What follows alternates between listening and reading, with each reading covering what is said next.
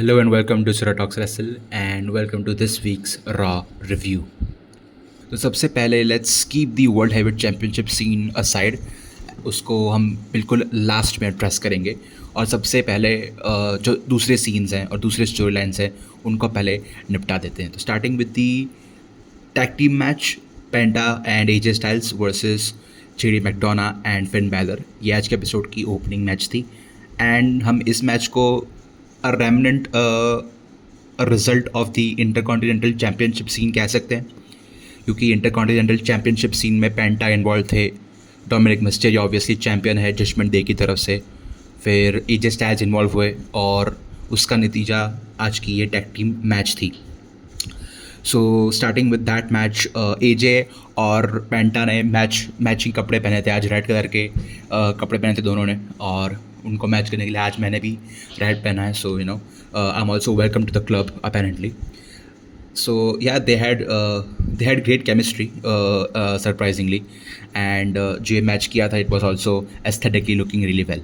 So match शुरू होती है AJ Styles और JD मैकडोना के साथ. And speaking about JD McDonagh, I mean ever since his injury, how he dealt with it and how he returned, ever since that I've been looking forward to his matches and looking forward to what he's doing. I think JD McDonagh के नाम में D stands for Daredevil. And he also prove that today.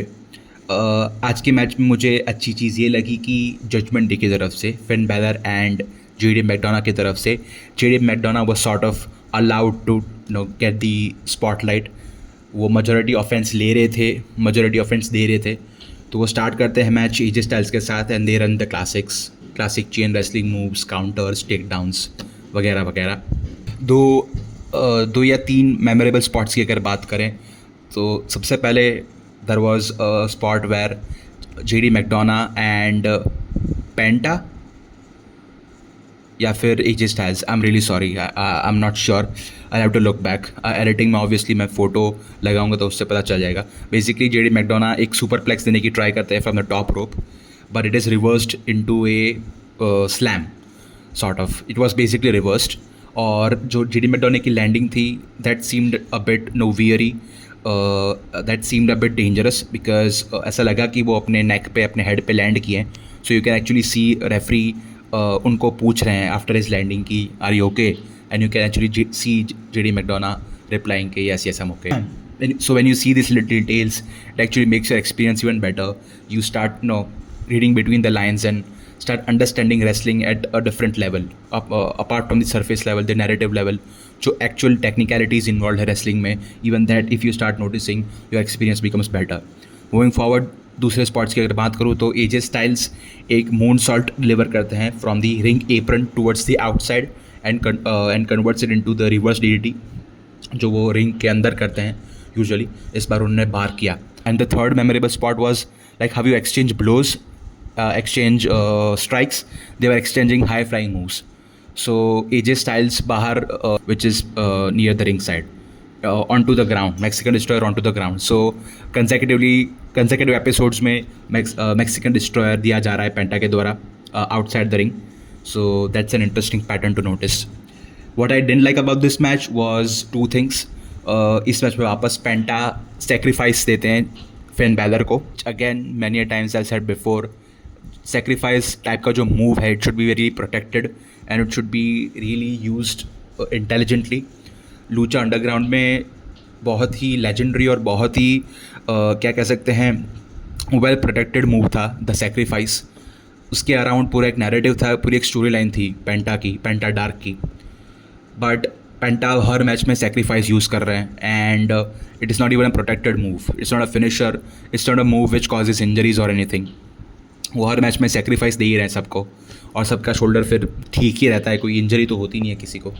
So that is a pet peeve of mind कि sacrifice move जो है वो बहुत regularly use हो रहा है पेंटा की मैचेस में. And the second thing that didn't like was the ending of the match. L grand americano वापस इंटरफियर करके ही कॉस्ट्स पेंटा द मैच और पेंटा वापस पिन हो रहे हैं, पिन हो जाते हैं इस मैच में. सो इस पिंटा all over again. Sorry by the way for the lighting issues. मुझे मेन लाइट शुरू करनी पड़ी मेरे रूम की बिकॉज जो मेरी फोकस लाइट थी वो अब काम नहीं कर रही अगेन. सो पेंटा गेट्स पिंड again, so पिंटा all over again. And if this sets off a personal feud between Penta and El Grande Americano, and that goes on to become like career defining, or just a good feud for both of them, then I'm okay with it. Otherwise I don't get this decision कि वापस बार बार पेंटा क्यों pin ले रहे हैं और क्यों ऐसे हार रहे हैं. And even if this L Grande versus penta dynamic leads to formation of the, or the sort of WWE का rendition of the Lucha Bros, अगर वो result होता है इससे तो भी I won't be like angry or devastated, but I think they could have done it a bit better. Penta deserved a honest singles run in WWE, which I feel is not getting as of now. But all in all, it was a good match. It was a good opener, and so let's see what happens in the future now. So आगे बढ़ते हैं Money in the Bank qualifiers में. जी हाँ, Raw के episode में Raw के Money in the Bank qualifiers शुरू हो चुके हैं. And our first qualifier match was today's. Both qualifiers were women's matches. So our first qualifier today was Roxanne Perez versus Becky Lynch versus Natalya. So Roxy versus Becky versus Natty. Match की अगर बात करें तो match start होते ही Becky Lynch tries to form an alliance with Roxanne Perez to fight Natalya, which proves to be a ruse. and फिर Becky ही Roxanne को attack करती है. It was like a weird start for me. All in all, the match was pretty good. They worked really well with each other, off each other. What I liked about this match was कि Roxanne Perez is clearly over now with the crowd. Crowd उनके support में है, crowd को पसंद है, and that should be the case. Roxanne Perez is really talented, and so it proved with the result of the match, because Roxanne Perez ये match जीत जाती है. Lyra वैल्कीरिया का इंटरफेरेंस होता है जो भी मुझे बहुत पसंद आया, क्योंकि ये साइड लायरा वैल्कीरिया की नहीं देखी हमने फ़िलहाल रॉ में कम से कम अभी तक.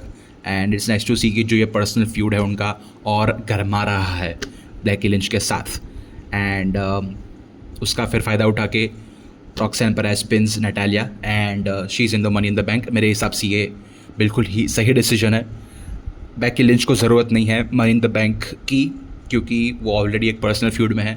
And I don't think so WWE के प्लान्स में Natalya है for any possible championship run. And obviously Roxanne Perez के लिए बहुत प्लान्स लगता है कि WWE के पास ऑब्वियसली है. So all in all a pretty easy and a pretty good decision by WWE to make Roxanne the winner. What I didn't like about this match, there are a few things I didn't like about this match. First of all, blatant spot calling. I mean, एक moment पे we can see कि Becky Lynch बुला रही है Roxanne Perez को position पे आने के लिए, and that too like openly without covering her face with hair or hand. And I mean, it would have been acceptable if in the sense कि वो Roxanne को as a alliance बना के मैच में dominate करना चाहती है, so we can sort of understand कि वो spot calling नहीं है, it's part of the narrative. But that was like thrown out of the window in the start of the match, क्योंकि we realized कि वो साथ में नहीं है, Roxanne Perez को साथ में नहीं है Becky Lynch. So it didn't make any sense कि वो उनके साथ alliance बनाएगी. So it was blatant spot calling, जो कि किसी भी मैच में it takes the immersion out of it. And what I didn't like, so Lyra Valkyria की जब इंटरफेरेंस होती है उसके बाद Roxanne Perez जीत जाती है. उसके बाद Lyra Valkyria and Becky Lynch are fighting with each other near the entrance ramp. And बहुत ही लाइक ब्लंडरस और बहुत ही वियर्ड फनी लुकिंग चीज़ हुई कि बेकी लिंच का सर पकड़ के लायरा वैल्कीरिया कहीं और पटकना चाहती थी, पर बेकी लिंच का फिर सर इस डायरेक्शन में जाके रेलिंग पे वो खुद ही पटक देती है. सो बेकी लिंच का प्लान ये था कि आप समझिए कि ये बेकी लिंच का सर है बेकी, ये बेकी लिंच का सर है, and she tries to slam it over here, but Becky Lynch ने खुद ही अपना सर जाके इधर पटक दिया. It look so weird. I post the clip somewhere over here. That didn't look good, and it's never good to see such botches, especially at a grand stage like WWE. But होता रहता है, कोई नहीं. All in all, good match, good result moving forward. Sorry. before we move forward, some spots that I liked in this match were Natalia obviously है तो sharp shooter attempt हो गई, और triple threat match है तो double sharp shooter attempt होगा, और attempt ही हुआ, इस बार वो execute नहीं कर पाई, पर दोनों बार जब उन्होंने attempt किया तब crowd really popped for it कि नो double sharp shooter होने वाला है. उन्होंने separately sharp shooter बहुत बार दिए दोनों को, पर double sharp shooter हो नहीं पाया.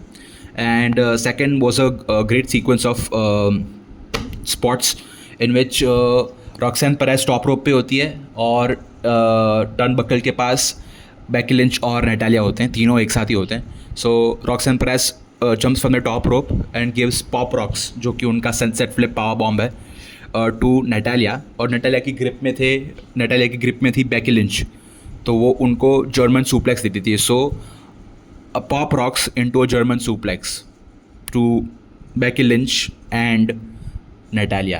So that was a great sequence. So yeah, now officially moving forward. और फिर moving on to our second Money in the Bank qualifier for the night. दूसरा qualifier था between Rhea Ripley versus Zoe Stark versus Kairi Sane. First of all, it was good to see Kairi Sane back in action after a long time. And at the start of this match, I was excited because I thought कि एक unexpected winner देखने मिल सकता है. And the match started off really well. And then came a moment in the match. Zoe Stark कोई भी match में हो, I first of all really like her, in ring wise at least. She has good intensity, she has good athleticism, and in every match which has Zoe Stark, मैं उनके springboard missile dropkick का wait करता हूँ because she executes it really well. जो altitude और जो distance वो cover करती हैं और जो फोर्स और इंटेंसिटी से फिर वो लैंड करती हैं, it's always like breathtaking to see. Zoe Stark deliver that sniper missile drop kick, ऐसा कुछ बोल रहे थे कमेंट्री में, but it's basically springboard missile drop kick. So वो मोमेंट आज की मैच में आता है and I was really excited कि अब क्या होगा, but that excitement actually turn into disappointment because it looked as if she landed awkwardly.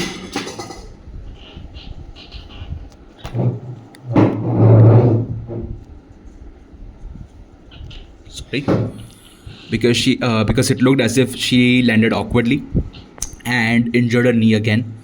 Like it's a re-injury because पहले भी उनकी knee injure हो चुकी है. And at first I thought it might be part of a storyline or it was pre-planned because पूरा जो moment, पूरा जो impact था वो देख नहीं पाई क्योंकि कैमरा तब उन पे फोकस नहीं था. They sort of even missed it, so it was kind of blunderous from all aspects. So after that I was really looking forward to अब क्या होगा, क्योंकि so after commercial break it was announced कि अब वो एक 1-on-1 match हो गई है. So now I was really looking forward when I was speculating कि क्या वो एक्चुअली एक planned spot था या फिर एक actual injury, एक actual accident था, because Kairi Sane and Rhea Ripley were really playing off well with each other. It looked smooth, it didn't look haphazard or it didn't look as if they were making things on the spur of the moment. But I did notice that the referee had started communicating with both of them like a bit too much. वो actually में पूरी last half or last third of the match पूरा referee ने dictate करके करवाया. Actually you can see if you have watched wrestling for a while, you can understand these things now कि referee जब कुछ इशारे करके बात कर रहा है wrestler को, actually उनको steps उस spots कह रहा है कि अब ये करो अब वो करो. और मैच के पूरे लास्ट थर्ड में यही हो रहा था, रेफरी के कहने पे ही वो लोग सब चीज़ें कर रहे थे. That's when I started to think कि this actually could be unfortunately an actual injury. And after the match I went online and I searched and I found out कि it's been announced that Zoe Stark was actually injured, which in my opinion is really unfortunate because Zoe Stark is someone who just lost her like friends, but people she was in a faction with. Shayna Baszler, Sonya Deville को अभी ही release किया WWE ने, so it might have seen कि उनका भी future break है, so this might have been a really big opportunity for her. And for her to get injured like this, it's really unfortunate. So heart goes out to Zoe Stark and hopefully she recovers and comes back even strong. You wonder कि original plan क्या था match में. I don't think so कि Zoe Stark का chance था जीतने का, but just have to wonder कि क्या original plan उनको जीताना था, and if that happened, if that stopped her from winning, then that's a tragedy I think. But Rhea Ripley by the way जीत जाती है match. Which I mean you might say कि रिया replay को ज़रूरत नहीं है money in the bank की, but you can also say the reverse की money in the Bank में रिया रिप्ली होगी तो स्टेक्स और जो शोभा है मनी इन द बैंक की वो बढ़ गई है. सो या लेट्स सी. कायरी सेन को मनी इन द बैंक में देखना would have been really interesting, but all in all not the worst decision. देखते हैं अब क्या होता है. एक और मैच हुई थी आज के एपिसोड में जो कि नैरेटिव वाइज या फिर चैम्पियनशिप सीन वाइज इतनी इंपॉर्टेंट नहीं थी, but it was Sheamus versus Grayson Waller.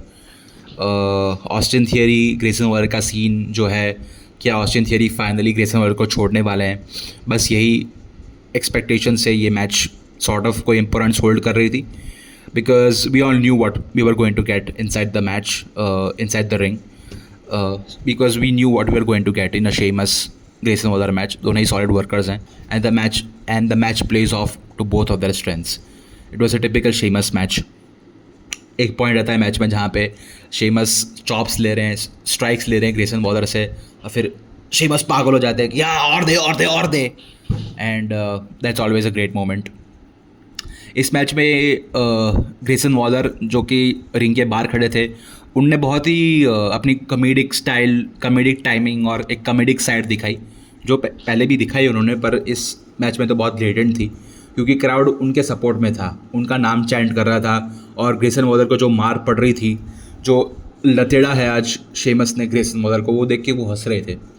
और एंड में फिर ग्रेसन वॉलर भागने की कोशिश करते हैं, पर ऑस्टिन थियरी उनको रोकते हैं and he prevents him from escaping and hence resulting in Sheamus winning and delivering the Brogue kick.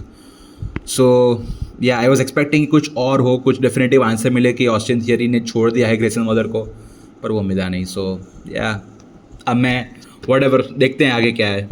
दूसरी छोटी चीज़ें जो हुई आज के एपिसोड में, नॉट छोटी in the sense of people involve, but in terms of the importance. So first था रूसेव का एक प्रोमो था, वीडियो प्रोमो था. टोजावा ने is medically cleared by the way finally, and Adam Pearce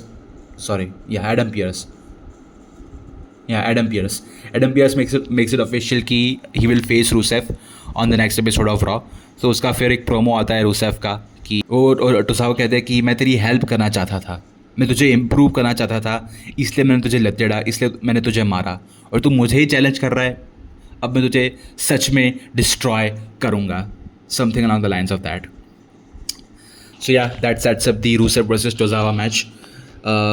फिर tag team scene की अगर बात करें तो लगता है कि न्यू डे और चैड गेबल की बहुत अच्छी बन रही है. अब New Day versus Creed Brothers versus War Raiders की जो triple threat tag team match होने वाली है, उसका अनाउंसमेंट होता है. फिर इट सीम्स एज इफ कि चैड गेबल और न्यू डे फ्रेंड्स जैसे हैं, तो देखना पड़ेगा कि how that impacts tag team scene. Tag team scene इतना कोई इंटरेस्टिंग है नहीं अभी रॉ का, so nothing much to say about that.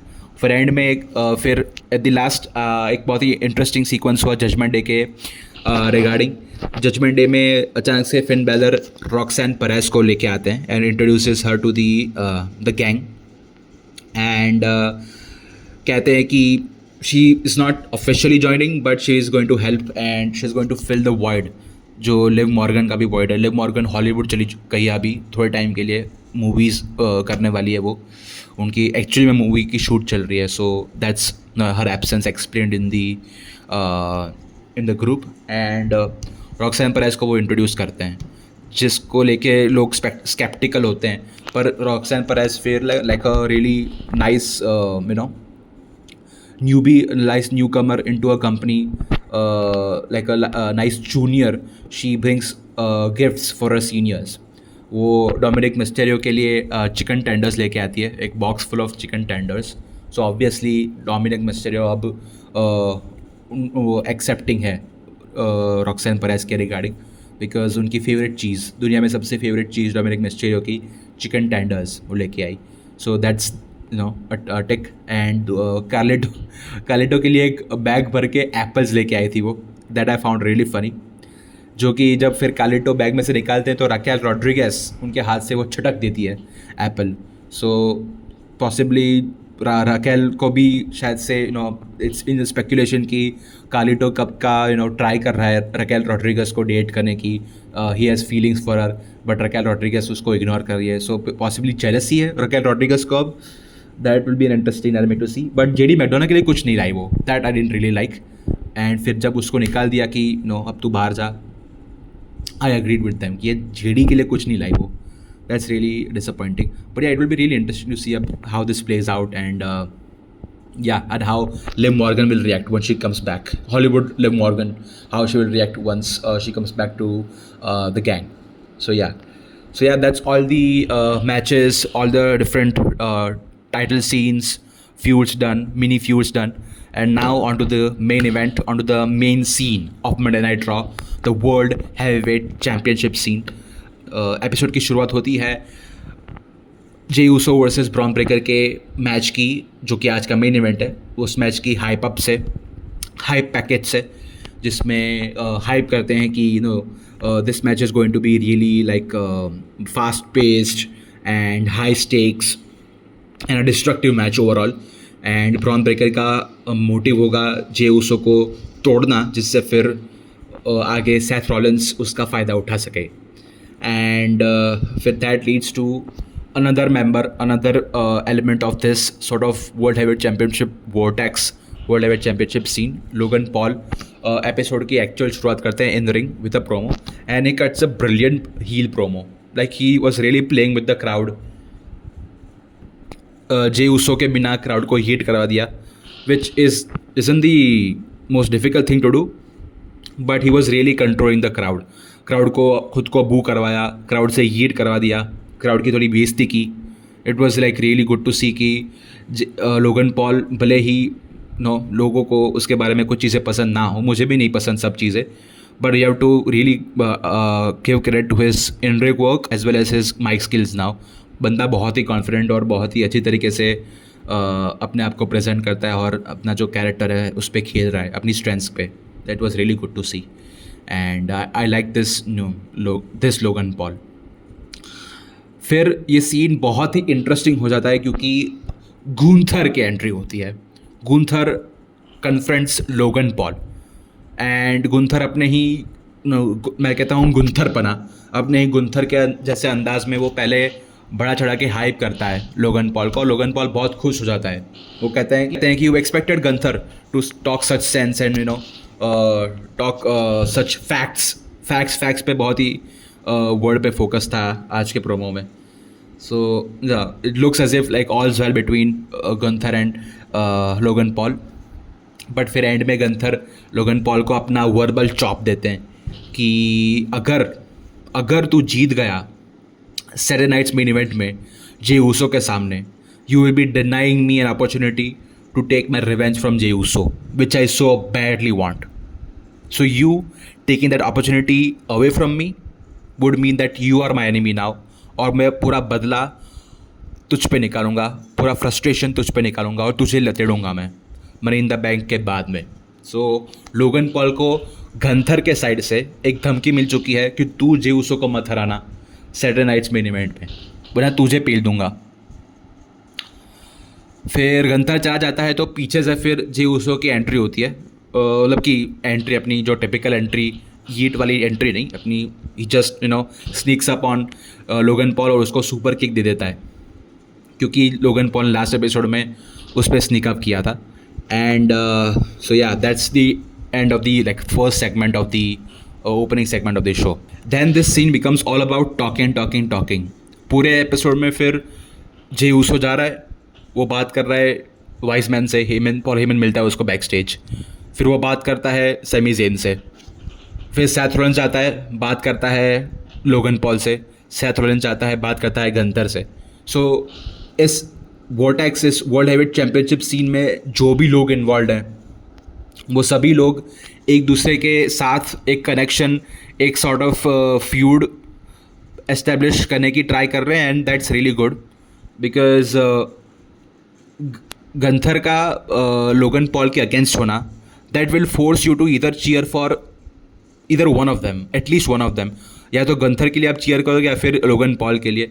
And Seth Rollins और लोगन पॉल की बात हो रही है, then again you are force to at least root for one of them.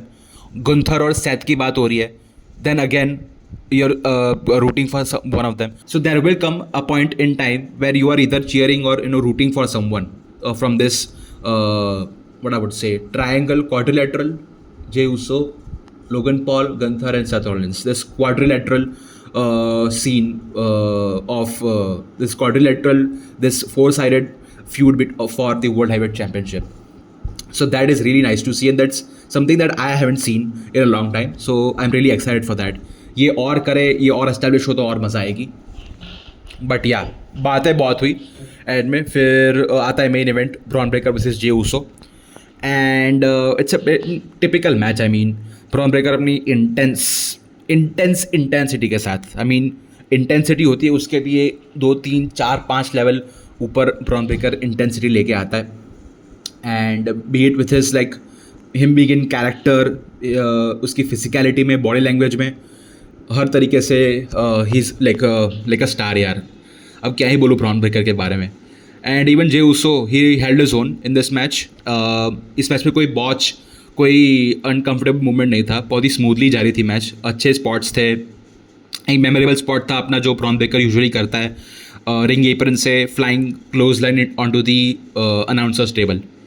So that's always nice to see. एक interesting moment में Bron Breakker बहुत frustrate हो जाते हैं जे ऊसो से, तो उनको एक चोक में डाल के, एक होल्ड में डाल के, he is like screaming at him, के he is not screaming at him, he is screaming at the crowd के he is a bum. That really made me laugh. एक मेमोरेबल स्पॉट में Jey Uso popup someone drop देते हैं Jey Uso Bron Breakker को, और जो popup करते हैं, जो उछालते हैं ब्रॉन ब्रेकर को, जो ऑल्टीट्यूड, जो हाइट एस्टेब्लिश करते हैं, जो ऊपर उछालते हैं ब्रॉन ब्रेकर के फ्रेम के आदमी को, उसको फिर कैच करते हैं अपने शोल्डर, अपने नेक पे, और उसको समवन ड्रॉप देते हैं. That was really impressive. Yeah that I popped for that moment, you know, that was really nice to see. और एक इंटरेस्टिंग अपना जो ब्रॉन ब्रेकर चार्ज अप करते हैं, ही रन्स द रोप्स फटाफट. वो एक रूप से दूसरे रोप अपना स्पीयर या फिर अपनी क्लोज लाइन देने के लिए जब रेडी होते हैं, जो चार्ज अप होते हैं, वो मोमेंट में फिर अचानक से out of nowhere super kick मिलती है उनको. That was also memorable spot. फिर आते हैं मैच की एंड में, वो थोड़ी डिसअपॉइंटिंग थी क्योंकि कुछ वियर्ड सा हो रहा था, क्योंकि इट सीम्ड एज इफ कि पॉल हेमन इंटरफियर कर रहे हैं. देन इट ऑलवेज सीम कि कुछ और होने वाला है, क्योंकि क्राउड कहीं और फोकस करने लगी थी. शायद से सेथ रॉलिंस कुछ जल्दी आ गए थे उनके मार्क, उनके टाइमिंग के पहले, बिकॉज क्राउड कहीं और देख रहा था. इधर पॉल हेमन इंटरफियर करते हैं, फिर अचानक से सेथ रॉलिंस आके पीछे से मारते हैं जे ऊसो को, ending in disqualification. So I mean we sort of knew at the back of our mind कि शायद से डिस्क्वालिफिकेशन विन पॉसिबल है, पर you know how it was executed was like really underwhelming. Match अच्छी जा रही थी, पर ये डिस्क्वालिफिकेशन में एंड हुई तो दैट लीव्स ए सार टेस्ट इन योर माउथ. फिर दोनों पीने लगते हैं जे ऊसो को, कि फिर सैमी ज़ेन आता है उनको बचाने के लिए, पर अभी भी नो, जे ऊसो तो है ही नहीं रिंग में, तो ब्रॉन ब्रेकर और सेथ रॉलिंस है सामने सैमी ज़ेन के. Then to even the odds CM Punk की एंट्री होती है, और फिर एक ब्यूटीफुल मोमेंट होता है, क्योंकि सीएम पंक फटाफट पहुंच जाते हैं रिंग में, तो उनका जो सॉन्ग है कल्ट ऑफ पर्सनैलिटी वो कट हो जाता है, but the crowd continues to sing the rest of the song and chorus तक चले जाते हैं. That is like really a good moment. Crowd बहुत अच्छा था आज का. And then they crash out, वो लोग एक दूसरे को मारने लगते हैं. फिर एंड में, बिल्कुल एंड में एपिसोड के लास्ट 10 सेकेंड्स में जे ऊसो अपना चैम्पियनशिप लेके पीछे मुड़ते हैं, तो लोगन पॉल उनका जो स्ट्राइक है, फिस्ट है, आयरन क्लॉ ऐसा कुछ, आयरन फिस्ट ऐसा कुछ कहते हैं, वो मार के उनको नॉकआउट कर देते हैं. And then he is laughing अपने दांत दिखा के, एंड देन यू सी कि वो he is bleeding from his gums. So possibly जो सुपर किक मिली होगी, that no really connected and might have I don't know hit his mouth, his teeth perhaps. But yeah, all in all, a pretty meh ending to, you know, a good match, and a pretty meh ending to what I would say again a good episode. So yeah, that was my review of today's episode of Raw. देखते हैं अब क्या होता है, how things culminate into Saturday night's main event, and let's see what happens after that. And men's qualifiers भी अब देखने पड़ेंगे कौन से आते हैं, कौन कौन जाता है men's साइड में से Money in the Bank में. Also, I posted my first YouTube short on this channel, so please check that out. Share it with your friends. Like, share, comment. Like, share, comment this video. Tell me what you like, what you didn't like, if you like this format or not. And मिलता हूँ मैं आपको अब SmackDown की review में. Till then take care, bye, see you, piece.